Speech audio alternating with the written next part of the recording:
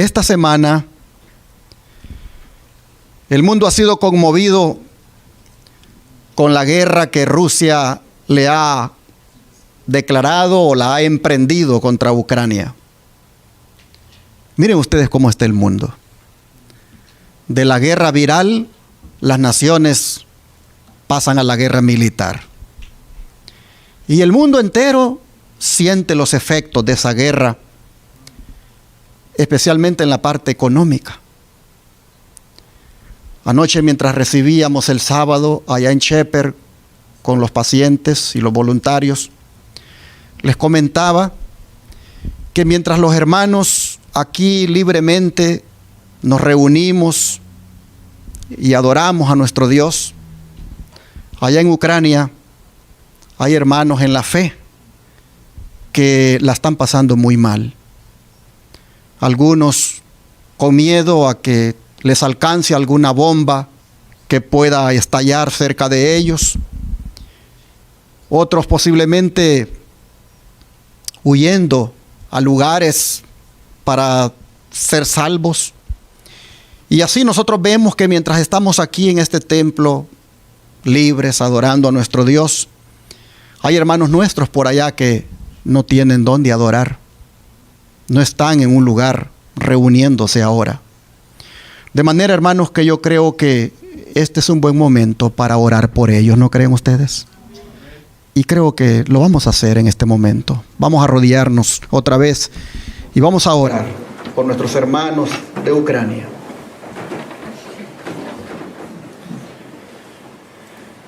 Oh Padre Celestial, volvemos a doblar las rodillas, Señor, esta vez para suplicarte por nuestros hermanos allá en ese país que está sufriendo los embates de la guerra. Padre, rogándote por todos ellos, porque tú les ayudes en esta situación difícil, porque tú, oh Padre, les consueles con tu presencia, porque tú, oh Señor, les proveas lo que necesiten, porque tú, oh Padre, les guardes la vida. Te rogamos, Señor, por los niños que sin duda lloran cuando ven, Señor, que hay un caos, cuando buscan dónde refugiarse. Padre, te pedimos que envíes comida al que no tiene. Te rogamos, Señor, que le des seguridad y paz a aquel que está angustiado. Te pedimos, Señor, que tú tengas esa cobertura sobre la gente inocente.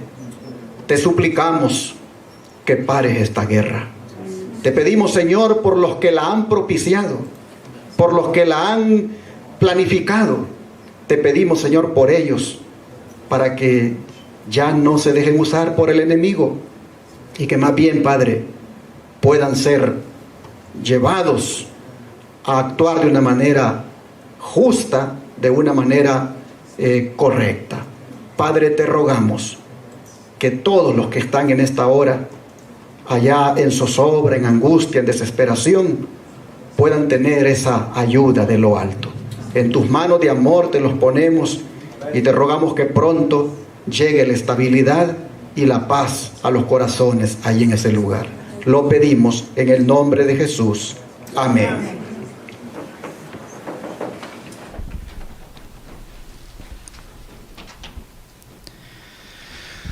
Después de haber orado, me gustaría decirles que como iglesia profética que somos, no podemos dejar de estudiar el acontecimiento de Ucrania desde esa perspectiva. Porque una vez más, Mateo 24 se está cumpliendo delante de nuestros ojos. Leamos lo que dice allí, en el versículo 6. Mateo 24, versículo 6.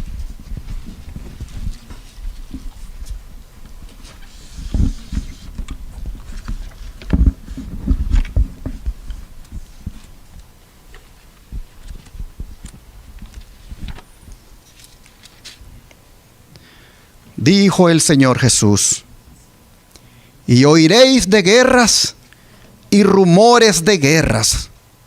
mirad que no os turbéis, porque es necesario que todo esto acontezca, pero aún no es el fin. Oiréis de guerras, dice Jesús. Y la imagen que acompaña el título de nuestro mensaje es más que elocuente. Esa imagen nos dice hasta dónde puede llegar Satanás al hacer que los hombres se destruyan unos con otros. Pero ¿cuál es la lectura que debemos hacer de esta guerra? Ni más ni menos que la de ver en ella un presagio del fin del mundo. Porque si bien es cierto, Cristo, cuando dijo oiréis de guerras, se refirió en primera instancia a las guerras que se darían antes del fin de la nación judía. Él también en esa declaración anticipaba las luchas y las guerras internacionales que presagiarían el fin del mundo. Ahora, ¿por qué es que surgen las guerras? ¿De dónde vienen las guerras? Creo que el que mejor nos puede decir esto es el apóstol Santiago. Vamos para allá, al capítulo 4, versículo 1 y 2. Santiago capítulo 4, versículos 1 y 2.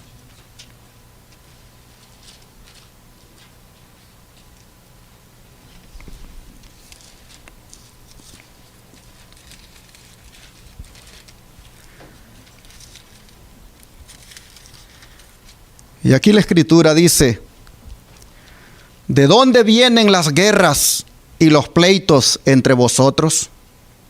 ¿No es de vuestras pasiones, las cuales combaten en vuestros miembros? Codiciáis y no tenéis, matáis y ardéis de envidia, y no podéis alcanzar. Combatís y lucháis, pero no tenéis lo que deseáis, porque no pedís. Y otra vez, mis hermanos, tenemos que hacer de las palabras de Santiago una doble aplicación. Es decir, una aplicación a la iglesia y al mundo incrédulo. De la verdad que Santiago nos dice aquí, en cuanto a por qué hay conflictos en la iglesia, porque está hablando de la iglesia, nosotros debemos concluir que si eso se da con algunos en la iglesia, peor se da con el mundo incrédulo. Es decir, las guerras exteriores provienen de las guerras interiores. Esta es la verdad que Santiago quiere que nosotros entendamos. Santiago está diciendo acá que cuando el egoísmo predomina en el ser humano, no hay un fin para las rivalidades y las luchas.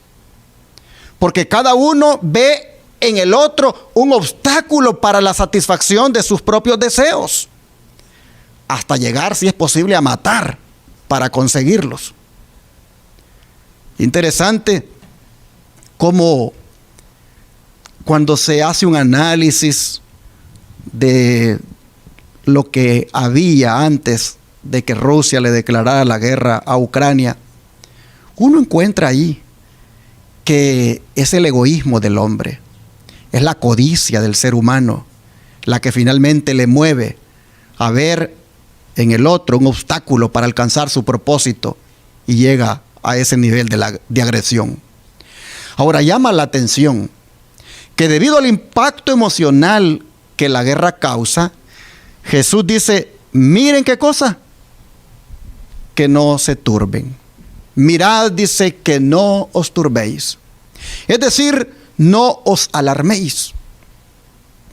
Porque nosotros aquí escuchamos hablar de la guerra, pero no tenemos la alarma que tienen nuestros hermanos allá. Su servidor, que estuvo en medio de los enfrentamientos allá en mi país cuando se dio la guerra, sabe lo que es sentir que los Los balazos en cualquier momento pueden penetrar las paredes y pueden tocarle.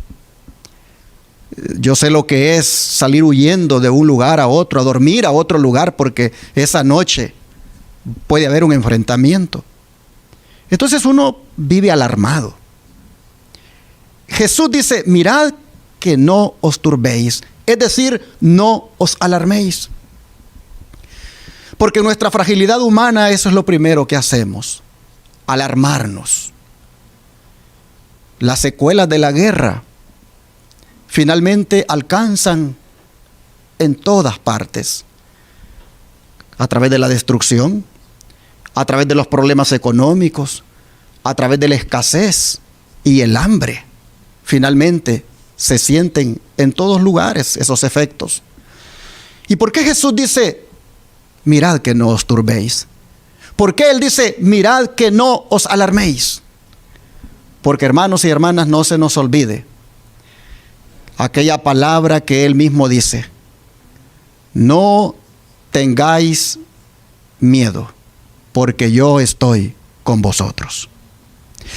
Tampoco se nos debe olvidar, hermanos y hermanas, aquella palabra que dijo el profeta Eliseo, no tengáis miedo, porque más son los que están con nosotros que los que están con ellos.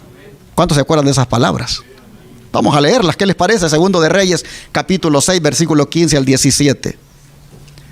Segundo de Reyes, capítulo 6, versículo 15 al 17.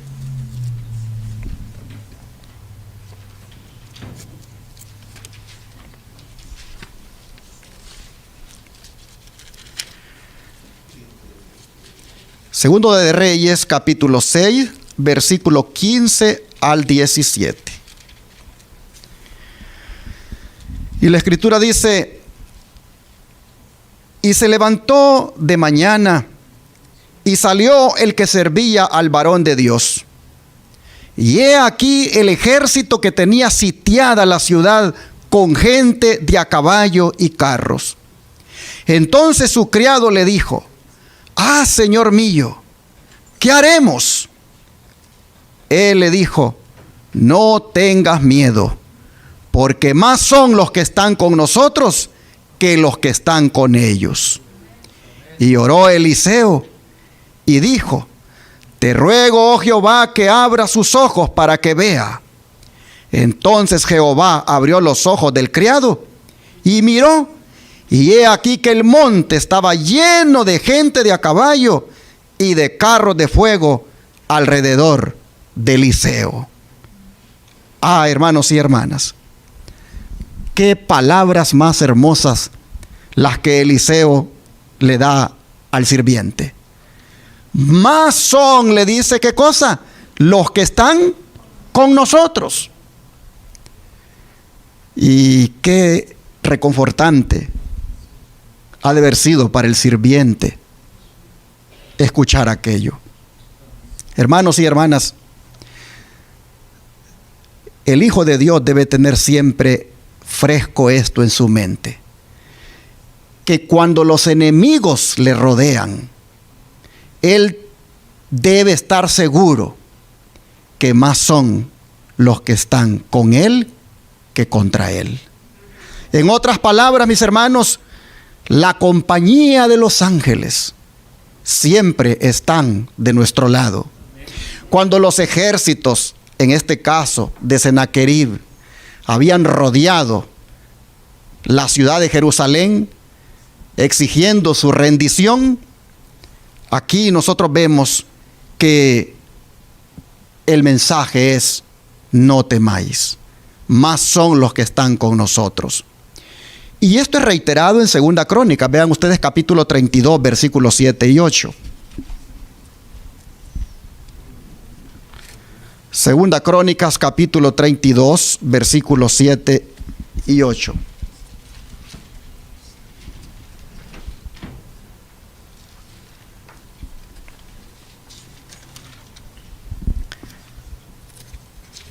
La escritura dice de la siguiente manera: esforzaos y animaos, no temáis ni tengáis miedo del rey de Asiria, ni de toda la multitud que con él viene, porque más hay con nosotros que con él. ¿Qué les parece? Y el verso 8, con él está el brazo de la carne, mas con nosotros está Jehová nuestro Dios, para ayudarnos y pelear nuestras batallas. Y el pueblo tuvo confianza en las palabras de Ezequías, rey de Judá. En aquel primer versículo fue Eliseo el que le daba ánimo al sirviente. Más son los que están con nosotros, no tengas miedo. Y en esta ocasión es el rey Ezequías el que dice, más son los que están con nosotros. Anímense, no tengan miedo. Oh, mis hermanos, qué reconfortante ha de haber sido para el pueblo escuchar estas palabras. Esto nos debe a nosotros hacer entender qué quiso decir Jesús entonces cuando dijo en el contexto de la guerra, pero no os turbéis. Porque como dije, no es lo mismo oír de la guerra que estar experimentando la guerra.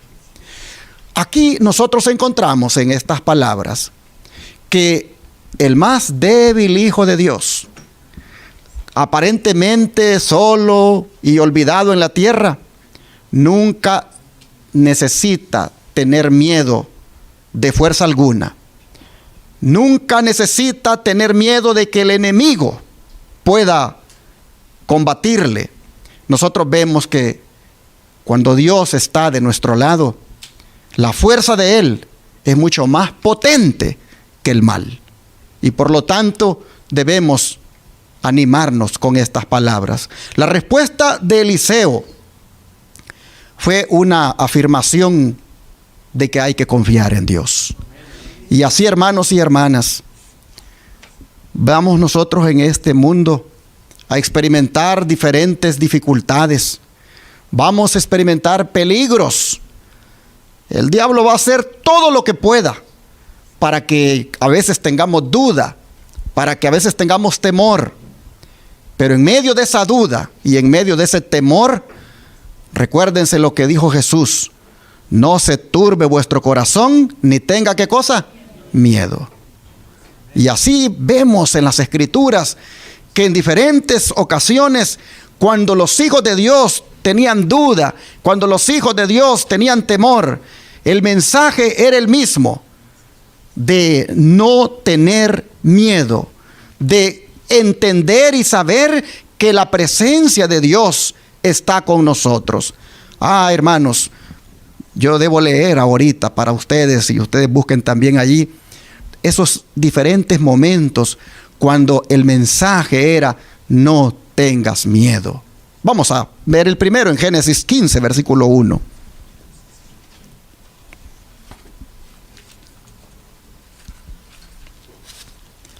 Génesis 15, versículo 1.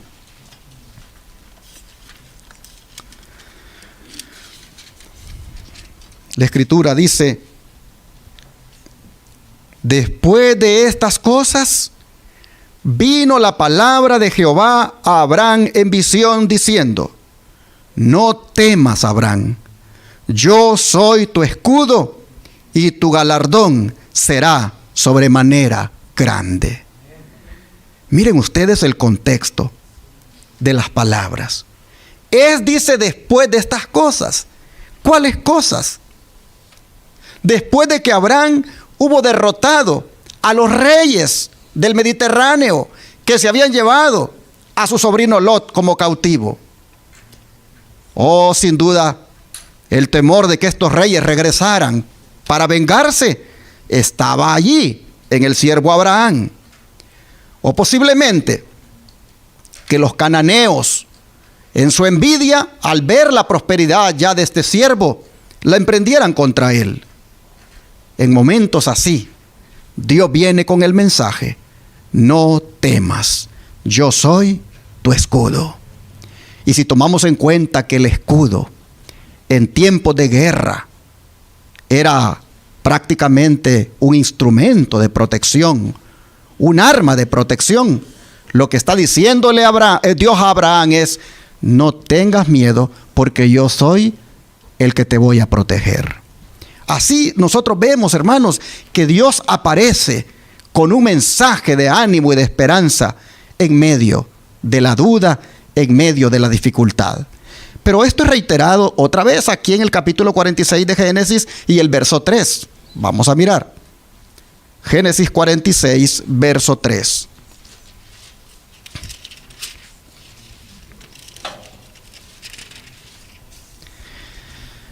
Y la escritura dice: y dijo: yo soy Dios, el Dios de tu padre. No temas de descender a Egipto, porque ahí yo haré de ti una gran nación. Aquí nosotros miramos a Dios dándole a Jacob la seguridad de que él aprobaba que se moviera hacia Egipto. Sin duda, Jacob, aunque sabía que quería ver a su hijo que estaba allá, a su hijo José, todavía pensaba si Dios estaría de acuerdo con ese viaje, tomando en cuenta lo que con su padre Isaac, Dios no había querido en cierta ocasión que descendiera a Egipto, o lo que había pasado anteriormente con otros. Y dudando de si debo ir o no, Dios viene y le dice: no tengas temor. Yo soy el Dios de tu padre. No temas de ir, porque allí en esa ciudad donde no quieres ir, en ese país donde no quieres ir, allí yo voy a cumplir mi propósito, haciendo de ti una gran nación. Así, hermanos y hermanas, Jacob sin duda agarra fuerza y dice: pues voy, porque Dios va conmigo. Oh, pero esto no se queda aquí. Éxodo 14, verso 13. Miren cómo es reiterado el mensaje de esperanza y ánimo. Éxodo 14, versículo 13. Aquí la escritura nos dice lo siguiente: y Moisés dijo al pueblo: no temáis, estad firmes y ved la salvación que Jehová hará hoy con vosotros, porque los egipcios que hoy habéis visto, nunca más para siempre los veréis. ¿De dónde Moisés agarró esta confianza y transmitírsela al pueblo para que cruzaran el mar? Sin duda, la agarró de esa fe que Dios había puesto en él. Él, hermanos y hermanas, solo tenía la seguridad de que Dios estaba con ellos y que ese mar se abriría y que nada les pasaría al cruzarlo. Así que él anima al pueblo diciéndoles: no tengan miedo, solo permanezcan firmes y miren la salvación que Dios va a hacer con ustedes hoy. El mensaje de no tener miedo en momentos de qué hago, en momentos de que tengo a los egipcios detrás de mí que vienen para capturarme y tengo el mar frente a mí. Oh, hermanos y hermanas, ese mensaje animó al pueblo y caminaron, y nosotros sabemos la historia.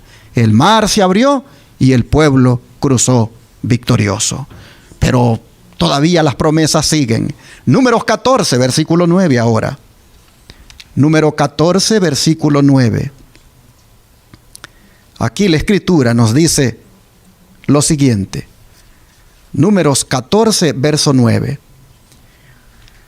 Por tanto, no seáis rebeldes contra Jehová, ni temáis al pueblo de esta tierra, porque nosotros los comeremos como pan. Su amparo se ha apartado de ellos, y con nosotros está Jehová. No los temáis. Así hablaron Josué y Caleb al pueblo cuando dudaban de si pasaban a las tierras de los cananeos o no. Cuando el informe de 10 espías llenos de, de cobardía, venían y desanimaban al pueblo, aparecen estos hombres para decirles que no tengan temor, que avancen, que Jehová está con ellos, que hay un amparo, y eso es suficiente. Y el amparo es la presencia de Dios. Hermanos y hermanas, como nosotros vemos reiteradamente en las Escrituras las palabras de Jesús cuando dice: no os turbéis, no os alarméis. ¿Por qué? Por todo esto. Porque si Dios está, ¿qué cosa? ¿Con nosotros? ¿Quién? Contra nosotros. Y si Josué y Caleb hacen esto, hermanos, miren ustedes lo que sucede aquí en Deuteronomio 1:21. ¿Qué dice Moisés aquí? Deuteronomio 1, verso 21. Dice este siervo lo siguiente: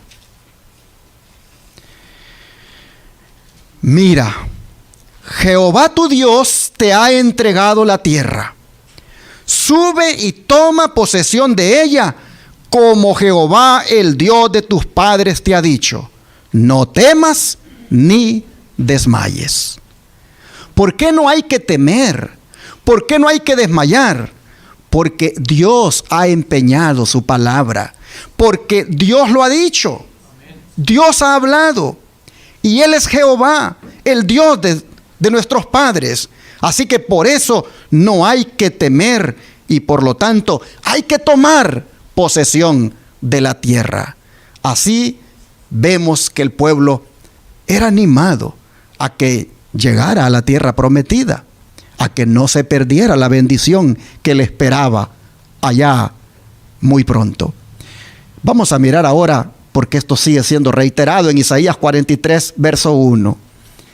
Isaías 43, verso 1.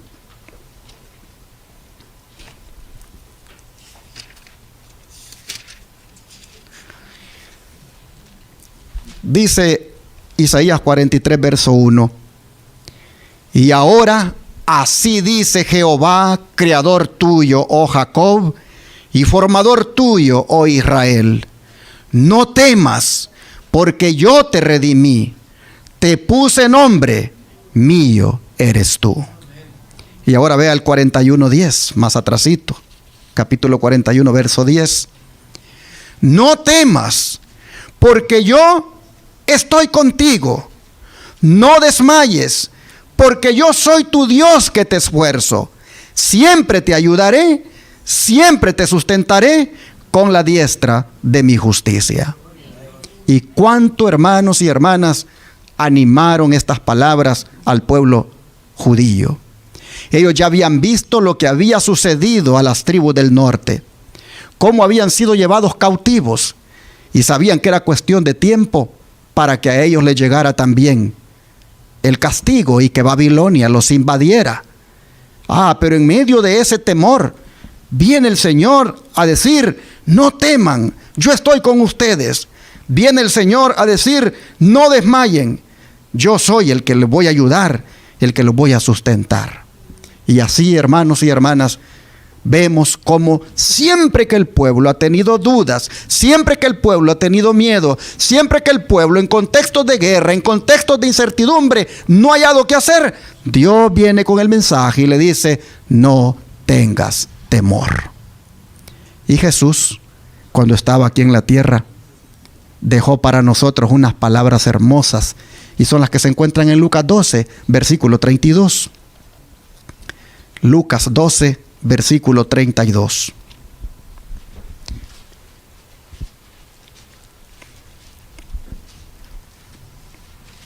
Y la palabra dice: no temáis, manada pequeña, porque a vuestro Padre le ha placido daros ¿qué cosa? El reino. No temáis, manada pequeña. Y el contexto de este mensaje de ánimo es en el contexto de los afanes de esta vida, en el contexto de las preocupaciones, en el contexto de que ¿qué voy a comer? ¿Qué me voy a vestir? ¿Qué del futuro? ¿Qué va a pasar? En ese contexto de afanes, el Señor viene y dice: manada pequeña, no tengan miedo, si a mi Padre le ha placido daros el reino, y si tienen el reino, lo tienen todo. Así, hermanos y hermanas, nosotros vemos como cuando Jesús dijo, oiréis de guerras y rumores de guerras, pero no os turbéis, estaba diciendo, no tengan miedo. ¿Por qué? Porque yo siempre voy a estar con ustedes. Así, hermanos y hermanas, al oír de la guerra hoy, en medio de una pandemia, nosotros debemos siempre tener en cuenta de que no hay que temer, sino más bien conectar nuestros pensamientos con ¿qué cosa? Con la segunda venida de nuestro Señor Jesucristo. Así lo dice el don profético. Dice, la venida del Señor está más cercana de cuando creímos por primera vez. El gran conflicto se está aproximando a su final. Las noticias de cada calamidad que ocurre en el mar o en la tierra son testimonios del hecho de que el fin de todas las cosas está cercano. Las guerras y los rumores de guerra así lo indican. A ver, paremos aquí. ¿Qué cosa dice que indican las guerras y los rumores de guerra? Indican que la venida del Señor, ¿qué cosa? Está más cerca que cuando creímos. Indican de que el gran conflicto se está aproximando a su final. Así que en la guerra que está ocurriendo allá en Europa, solo debemos ver nuevamente que la venida del Señor está cerca. Cada vez que se activa una de las señales de Mateo 24, el pueblo de Dios debe conectar sus pensamientos con la venida de Jesucristo. Pregunta la sierva del Señor a continuación, ¿hay algún cristiano cuyo pulso no se apresure al anticipar los grandes acontecimientos que se están desarrollando ante nuestros ojos? El Señor está por venir.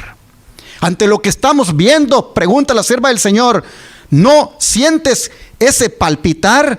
¿No sientes que el pulso se apresura y que algo grande viene? Oh, dice, lo grande que viene es la venida de Cristo. Oímos, dice, los pasos de un Dios que se aproxima para castigar al mundo por su iniquidad. Evangelismo 163.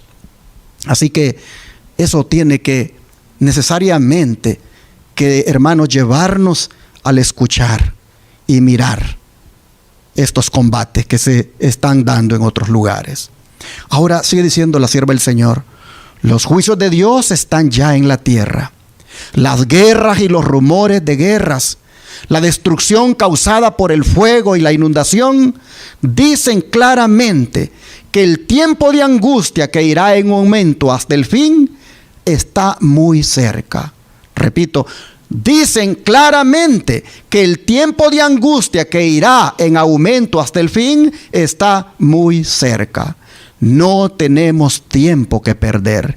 El mundo está sacudido por el espíritu de la guerra. Las profecías del capítulo 11 de Daniel casi han alcanzado ya su cumplimiento final. Maranata, el Señor viene, página 179.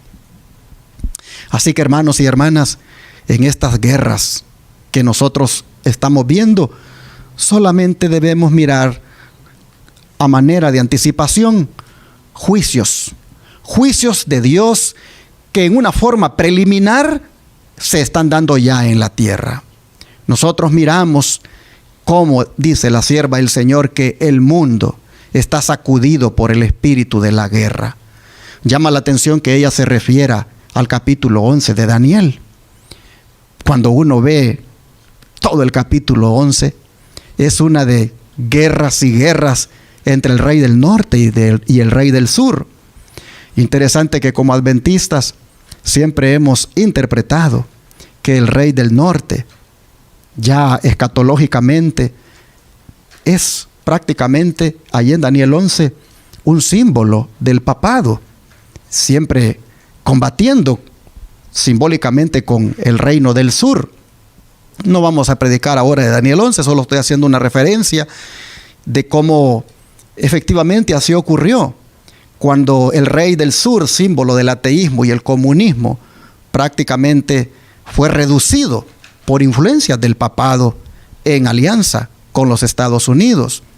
llama la atención de que ahora nuevamente, con esta guerra en la cual está involucrado uno de los que fue, digamos, protagonista en aquella Unión Soviética, como lo es Rusia, llama la atención que otra vez ahí anda el papado influyendo.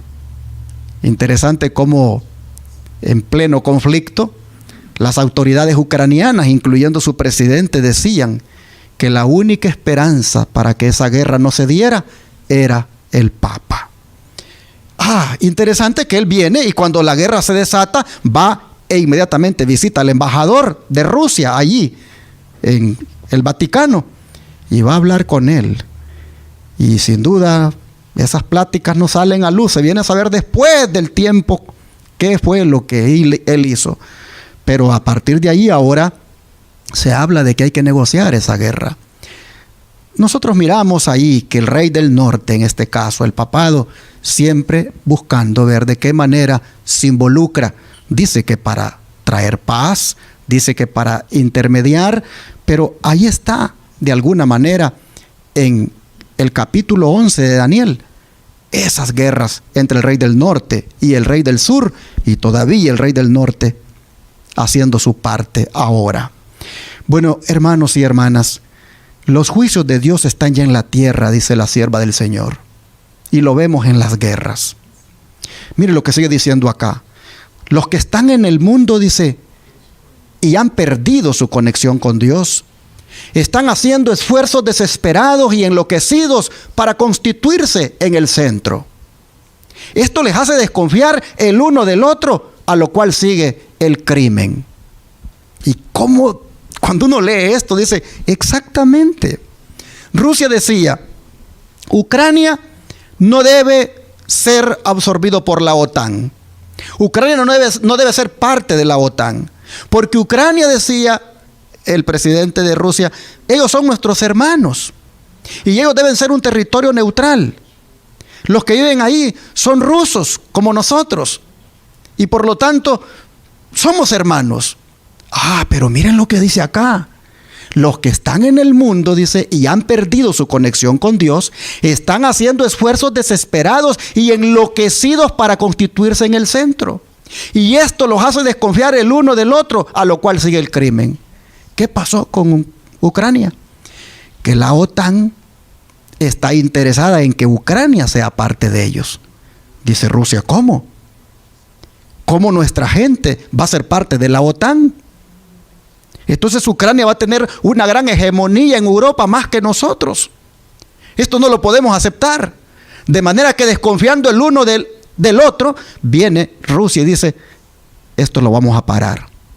Porque tener a la OTAN cerca, aquí en nuestras fronteras, es un peligro para nosotros. Y ya ustedes saben qué cosa es la OTAN. Es una coalición de 28 naciones, entre las cuales está Estados Unidos y Canadá, y en las cuales hay un acuerdo, que el que se mete con uno, se mete con todos. Así que, al querer anexar a Ucrania, la OTAN, Rusia ve un gran peligro, quien no es parte. Y así, hermanos y hermanas, nosotros vemos que buscando ser el centro, dice, desconfían el uno del otro, a lo cual sigue el crimen, y es lo que está pasando ahorita.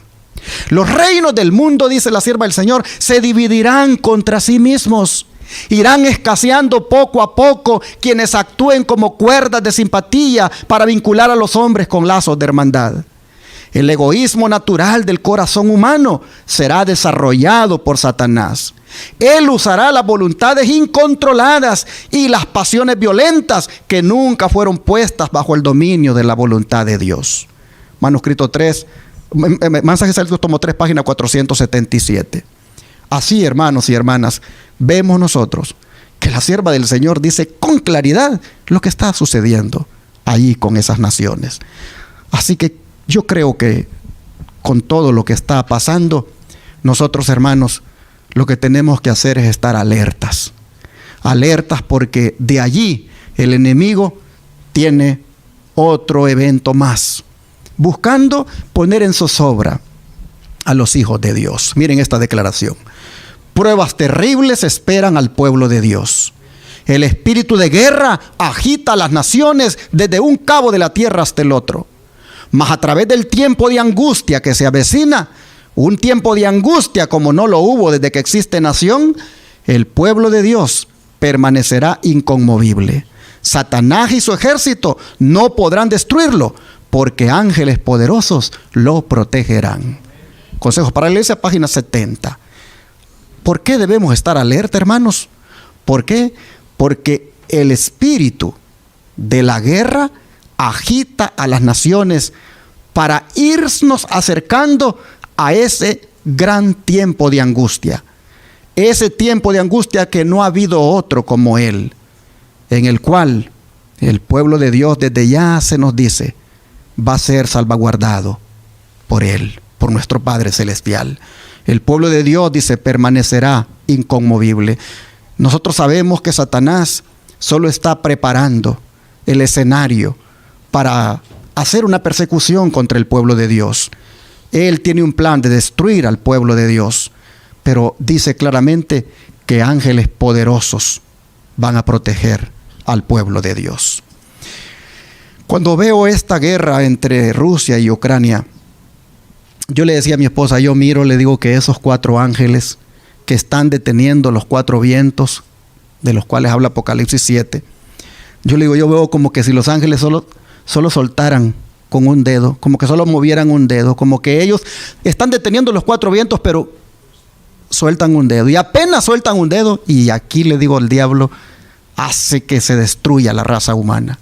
Así nosotros miramos que de a poquito, hermanos, los ángeles van a ir soltando los vientos hasta que finalmente los soltarán completamente, y ya nosotros podemos imaginarnos a dónde va a terminar todo esto.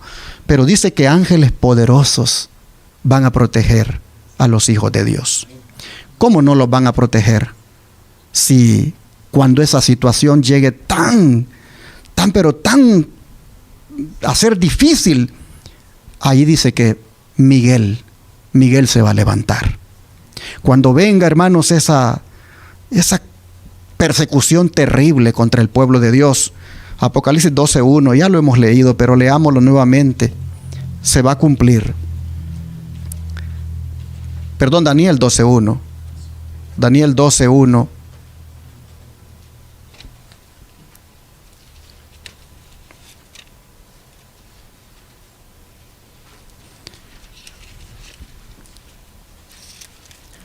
Y dice que en aquel tiempo se levantará Miguel, el gran príncipe que está de parte de los hijos de tu pueblo.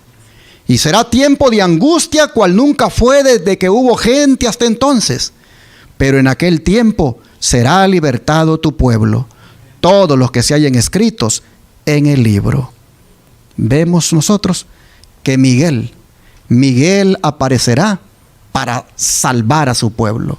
De manera que ante señales tan impactantes como estas que circulan en el mundo, como estas que tienen que ver con la guerra en Ucrania, ante señales tan impactantes como estas, oh hermanos, aparte de orar por los que sufren, nosotros debemos hacer lo que Jesús dijo en el libro de Lucas 21, versículos 28 al 31. Vamos para allá.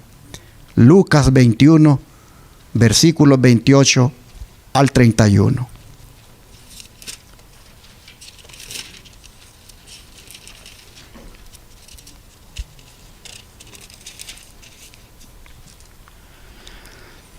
Dice la palabra del Señor: cuando estas cosas comiencen a suceder, erguíos y levantad vuestra cabeza, porque vuestra redención está cerca. También les dijo una parábola: mirad la higuera y todos los árboles. Cuando ya brotan, viéndolo sabéis por vosotros mismos que el verano está ya cerca. Así también vosotros, cuando veáis que suceden estas cosas, sabed que está cerca el reino de Dios. Oh hermanos, ¿qué está diciendo el Señor aquí? Que los mismos acontecimientos que ocasionan terror a los inconversos, vienen a ser para los discípulos una señal de que Cristo viene muy pronto, de que la redención final se acerca, de que la liberación ya está más cerca que antes. Aquí la sierva del Señor, explicando estas palabras de Jesús, dice: Cristo vuelve pronto. Él declaró que cuando se vieran guerras y rumores de guerras, cuando hubiera hambres, pestilencias y terremotos en varios lugares, entonces sabríamos que se aproxima el tiempo de la segunda venida. Pues dijo él: cuando estas cosas comiencen a suceder, erguíos y levantad vuestra cabeza, porque vuestra redención está cerca. Cristo, dice, describió ese tiempo mediante la parábola de la higuera. Pues dijo: cuando veis que ya brotan, sabéis por vosotros mismos que el verano está cerca. Bueno, dice, la maldad, las luchas, los disturbios por todas partes deberían ser considerados por nosotros como señal de que el día de Dios está cercano. Estamos, dice, en las lindes del mundo eterno. No tenemos tiempo que perder.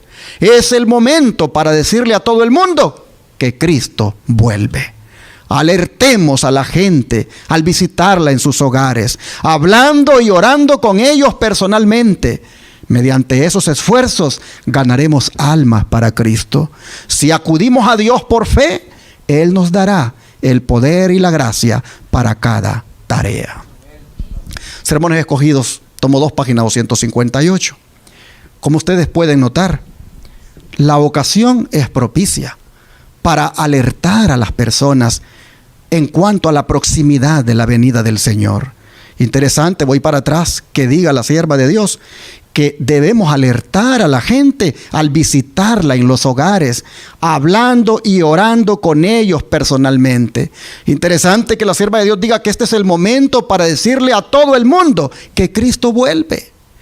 No podemos nosotros como adventistas solamente saber de lo que está ocurriendo por allá y no predicar. Dejaríamos, hermanos, de ser adventistas si nosotros no predicamos del acontecimiento en conexión con la venida del Señor. Este es el tiempo, dice, de visitar los hogares, de orar con las personas y decirles: hay que prepararnos, que Cristo viene pronto. Cada acontecimiento que se da, hermanos, de acuerdo a Mateo 24, no podemos callar, no podemos llamar la atención a las personas en cuanto a eso y la venida del Señor. Dice la sierva de Dios en la carta 55 del 8 de diciembre de 1866, queridos hermanos, el Señor viene. Eleven sus pensamientos, levanten sus cabezas y regocíjense. Dice, pensaríamos que quienes escuchan las nuevas y pretenden amar a Jesús estarían llenos de un gozo inexpresable, pleno de gloria. Esta es la buena y gozosa noticia que debiera inflamar cada alma, que debiera repetirse en nuestros hogares y contarse a aquellos con quienes encontrarnos. Hermanos, el Señor viene. Hay que levantar la cabeza. Levantar la cabeza no es otra cosa que, hermanos, ponernos listos, estar alertas, que no nos halle desprevenidos, que nosotros podamos estar contentos de que Él viene. Es verdad que da tristeza cuando la gente sufre en la guerra, pero al mismo tiempo, en medio del sufrimiento, el cristiano sabe que ya se acerca el Señor para que no hayan más guerras y entonces sí, disfrutar de una paz duradera. Sigue diciendo el don profético: las palabras de Cristo fueron pronunciadas para nosotros los que vivimos ahora en la etapa final de la historia de esta tierra. Cuando dijo Él: cuando estas cosas comiencen a suceder, erguíos y levantad vuestra cabeza, porque vuestra redención está cerca. Las naciones, dice, están desasosegadas. Vivimos en tiempos de perplejidad. Rugen las olas de la mar. Los corazones de los hombres desfallecen por el temor y la expectación de las cosas que han de sobrevenir a la redondez de la tierra. Pero aquellos que creen en el Hijo de Dios oirán su voz en medio de la tormenta, la cual les dirá: yo soy, no temáis. Evangelismo 171. Y qué agradable fue para los discípulos escuchar aquellas palabras. Yo soy, no temáis. ¿Qué les parece si las leemos? Vamos a Mateo 14. Mateo 14. Y vamos a leer aquí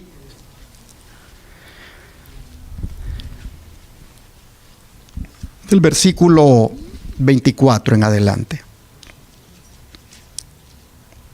hasta el 27. Dice: y ya la barca estaba en medio del mar, azotada por las olas, porque el viento era contrario. Mas a la cuarta vigilia de la noche, Jesús vino a ellos andando sobre el mar. Y los discípulos, viéndole andar sobre el mar, se turbaron diciendo: un fantasma, y dieron voces de miedo. Pero enseguida Jesús les habló diciendo: tened ánimo, yo soy, no temáis. Hermanos y hermanas, en el idioma original griego lo que está diciéndoles es: tengan coraje, yo soy, y dejen de tener miedo. Este es, hermanos, todavía el mensaje de Cristo para nosotros hoy, en medio de este mundo tormentoso en el que nos ha tocado vivir. En este tiempo, hermanos, cuando todo es contra nosotros, las palabras de Jesús son: tengan ánimo, yo soy, no temáis. Hermanos, las palabras de Jesús fueron dichas cuando el viento, dice, les era contrario. Cuando la vida era una lucha a muerte ahí en el mar. Ahí Jesús estaba para ayudarlos. Cuando la situación parecía irremediable, ahí estaba Jesús para ayudar y salvar. Así nosotros también, hermanos y hermanas, en la vida tenemos que arrostrar vientos contrarios muchas veces. A veces también nosotros nos encontramos entre la espada y la pared, y la vida como que fuera una lucha desesperada con nosotros mismos, con las circunstancias, con las tentaciones, con el dolor y con las decisiones difíciles que hay que tomar. Pero en tales casos no debemos pelear nosotros solos, porque Jesús acude a través de las tormentas con su brazo poderoso para darnos auxilio, para salvarnos. Y con esa voz clara y tranquila, Él nos vuelve a animar y nos dice: no tengan miedo, yo estoy a su lado, no teman. ¿Por qué Él dice que no tengamos miedo? Porque Él tiene el control de los eventos finales. Aún de las naciones que se levantan unas con otras, hermanos y hermanas, aún de esas naciones Dios tiene el control. Me llamó la atención, le puse allí en el internet mapa de los países que componen la OTAN y vi cuáles eran los que estaban cerca de Rusia. Y claro, son muchas naciones, toda Europa prácticamente junta. Y uno cuando ve que se han puesto ahora de acuerdo y dicen: vamos a mandar nuestros ejércitos y todos los países a poner soldados para contrarrestar el ataque. Cuando uno ve eso, uno dice: ¿será que vamos a entrar a esta otra guerra mundial? Uno mira el panorama sombrío y la incertidumbre no deja de llegar a la mente. Pero solo se acuerda uno de que aunque se juntaran todas las naciones que se junten, siempre al final Dios tendrá el control de las naciones. Porque quien tiene el control de la rueda, según la profecía de Ezequiel, el que tiene el control de la rueda, ¿quién es? Jehová de los ejércitos. No sé cuántos se acuerdan de esa visión de la rueda. Vamos a mirar aquí Ezequiel para leer Ezequiel capítulo 10, versículo 9 al 11.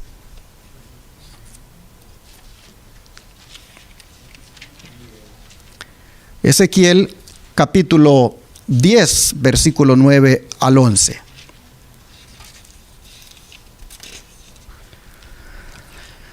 Dice la escritura,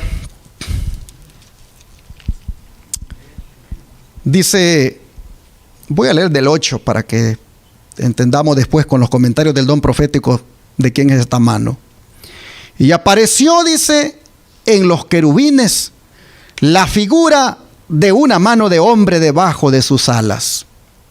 Y miré, y he aquí 4 ruedas junto a los querubines. Junto a cada querubín una rueda. Y el aspecto de las ruedas era como de crisólito. En cuanto a su apariencia, las 4 eran de una misma forma, como si estuviera una en medio de otra. Cuando andaban, hacia los 4 frentes andaban. No se volvían cuando andaban, sino que al lugar a donde se volvía la primera en pos de ella iban, y ni se volvían cuando andaban. Y todo su cuerpo, dice, sus espaldas, sus manos, sus alas y las ruedas estaban llenos de ojos alrededor en sus 4 ruedas. A las ruedas, oyéndolo yo, se le gritaba, ¡rueda! Y cada uno tenía 4 caras.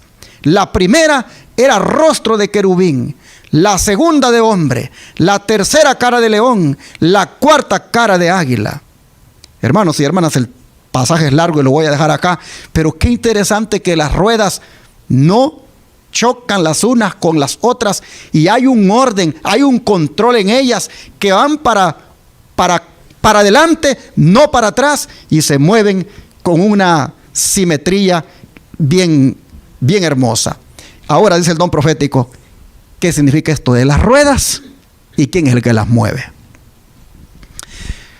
Dice que esto tiene que ver con las naciones. Y por eso dije, cuando vi cuántos países componen la OTAN y veo la amenaza de una guerra declarada de tantas naciones, ahí me da tranquilidad de que pase lo que pase, Dios tiene el control.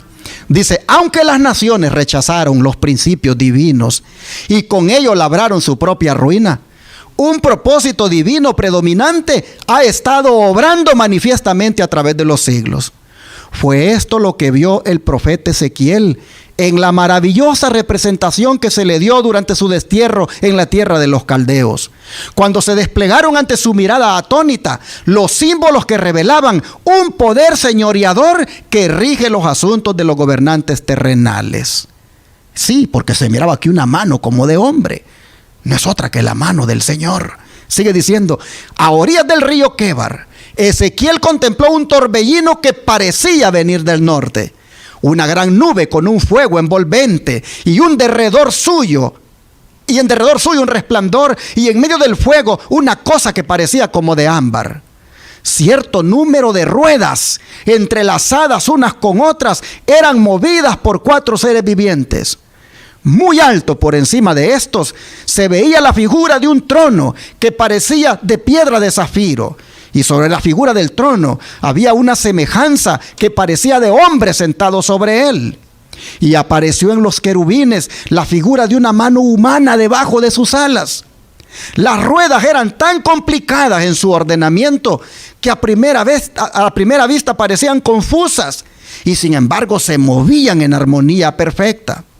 Seres celestiales sostenidos y guiados por la mano que había debajo de las alas de los querubines impelían aquellas ruedas sobre ellos.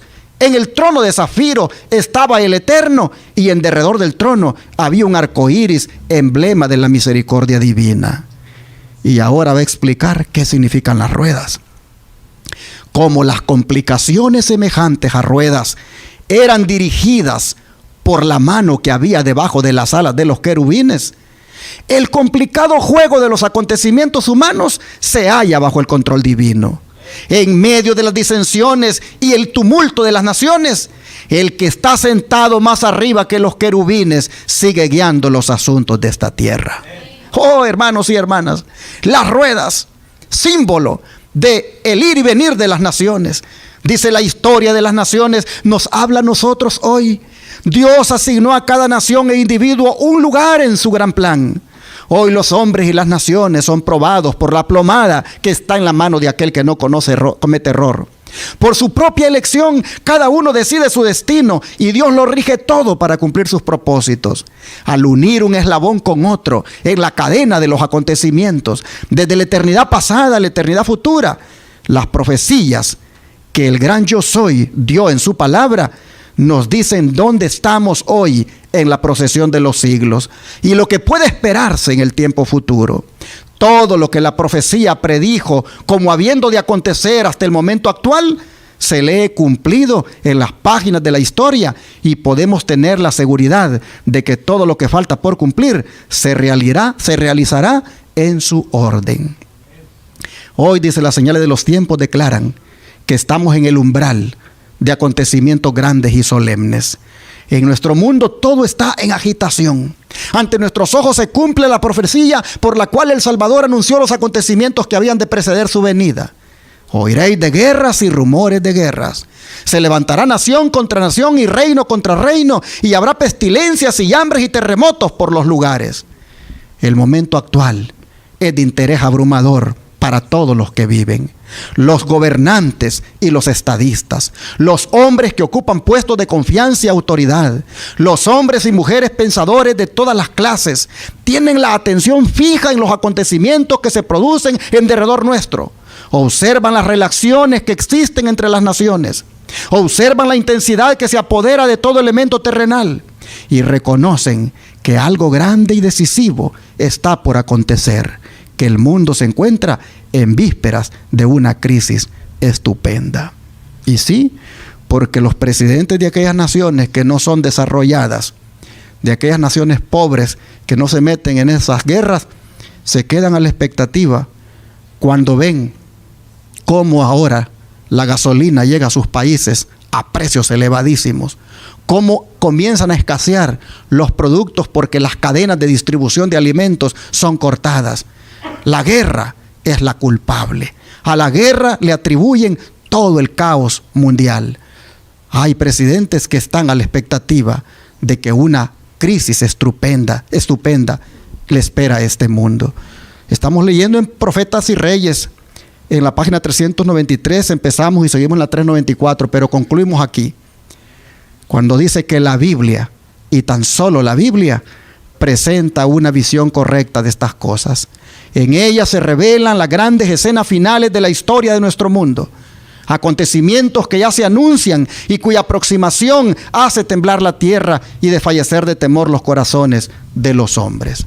De manera, mis hermanos y hermanas, que aunque la guerra sea creciente o se pare, finalmente las ruedas las dirige el Señor.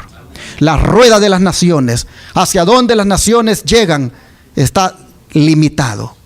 Eso nos debe dar a nosotros la certeza y la confianza de que Dios tendrá una salida para cada uno de nosotros. Entonces, ya para ir finalizando, déjenme hacer una analogía de la guerra con otra guerra mundial en la cual usted y yo estamos involucrados. Y es la que menciona Pablo en el libro de Efesios capítulo 6, versículo 12. Efesios capítulo 6, versículo 12. Y el apóstol Pablo dice,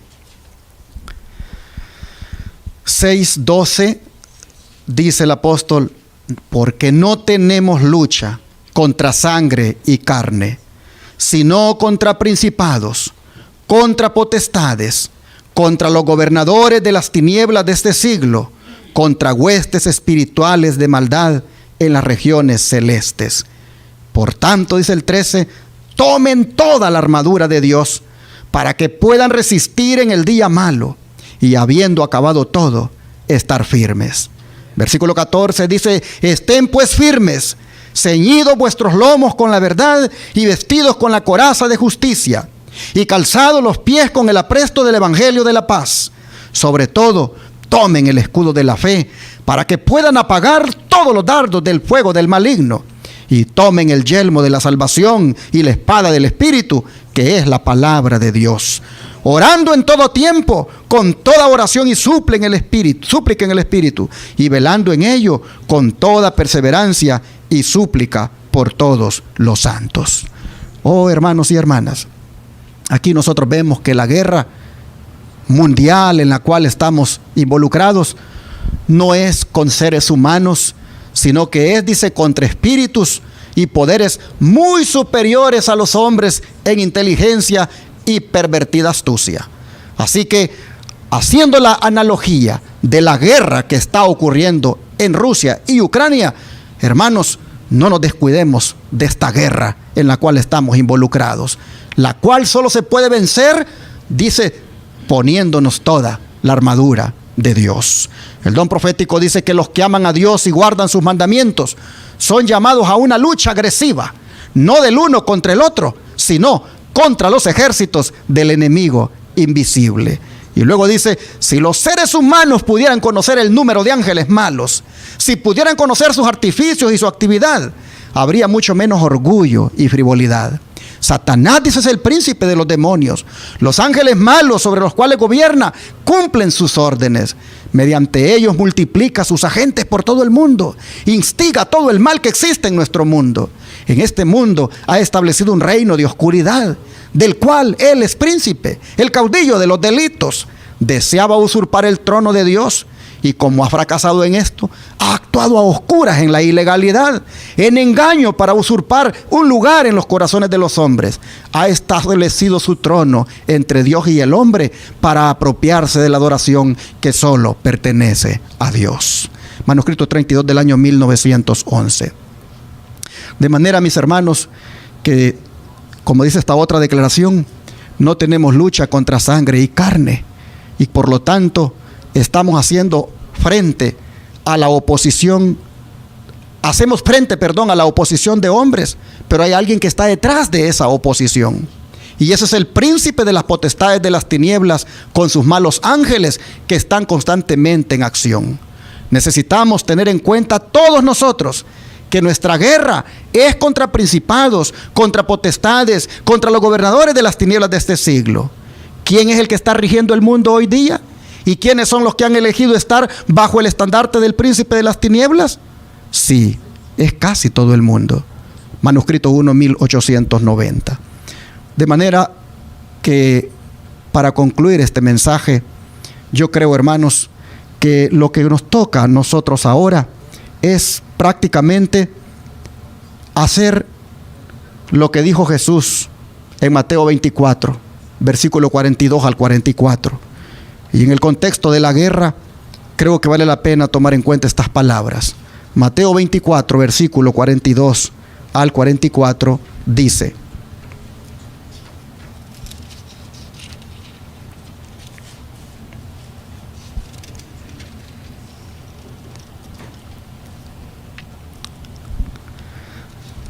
Mateo 24, versículo 42 al 44.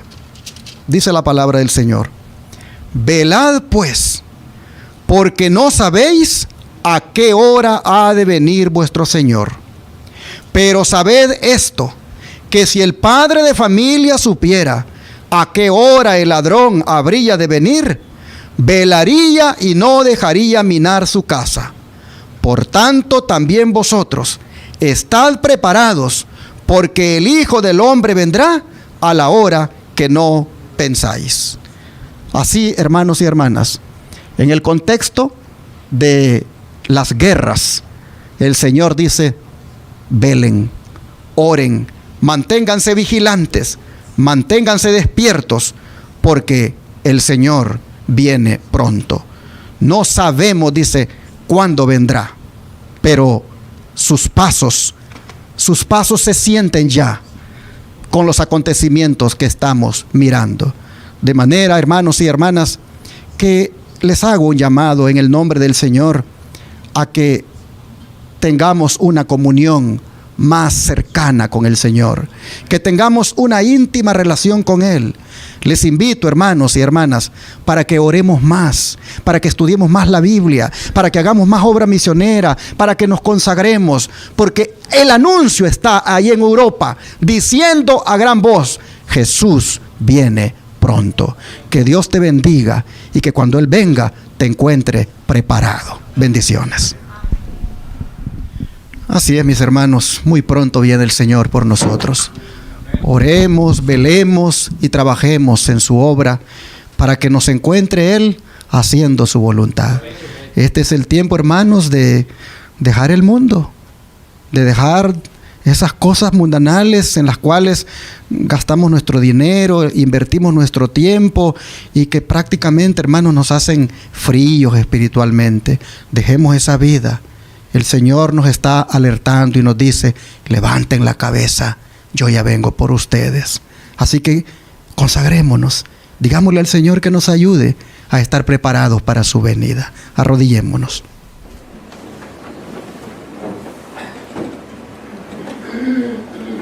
Amado Dios y Padre, nosotros hemos hecho aquí esta exhortación al pueblo a prepararse para tu venida, tomando en cuenta la señal tan notoria que estamos viendo en estos días, como lo es esta guerra.